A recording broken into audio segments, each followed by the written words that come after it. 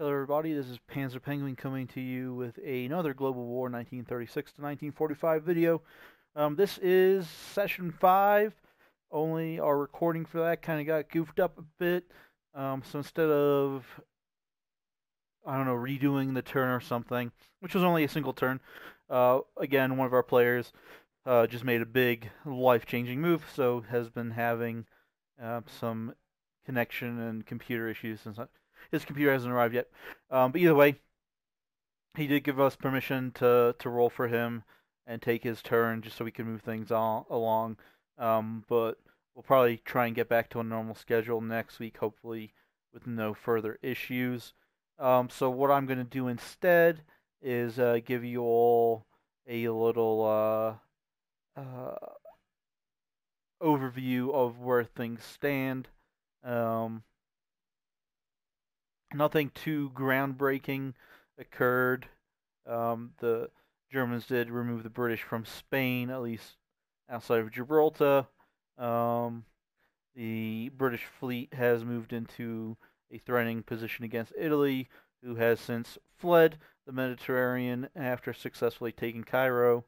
Um, they're heading east, all the way into Iran, in fact, and but their very small navy is about to be sandwiched between the big fleet here and potentially uh, this British fleet that's on its way or has the ability to move either way. Um, so we'll see what happens there. In Asia, no new declarations of war. Japan's starting to shift south with units. There was a big fight up here for Novosibirsk, which the Japanese won. They did lose 2 or 3 aircraft, which is a slight win for the Allied side. But there are now no Russian troops east of Moscow. Russia, meanwhile, has pushed the Germans out of the north and has a pretty solid line in the south here. They did take out a German army that had moved into Urel Kursk and a paratrooper over here, which is why we have yeah, there it is, a German transport plane landed down here because of the movement restrictions. Russia did move a factory down to Transcaucasia, so it's kind of fighting a 2 or 3 front war, depending how you want to look at it, um, against the Germans. So not too many German reinforcements, however, headed that way. So this next battle could be big, but could kind of leave things as a stalemate. Um, Nothing new there. Anzac isn't really doing much. They're just kind of sitting there waiting to see what happens.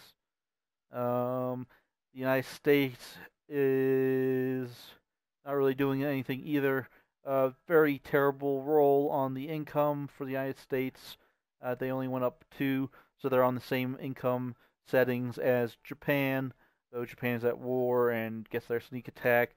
So it's going to probably be 2, if not 3 more turns before the United States can actually roll to its war goal. But the general thinking is that Japan on turn 12, I believe it is, 2, 4, 6, 8, 10, yeah. So on turn 11, uh, the next turn, so our next session, that's when the theory is that Japan, since they're in position to do so, will attack the United States. Um,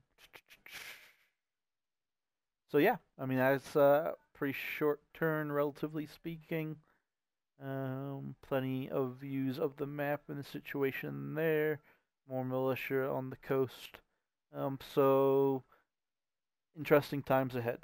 Panzer Penguins signing out.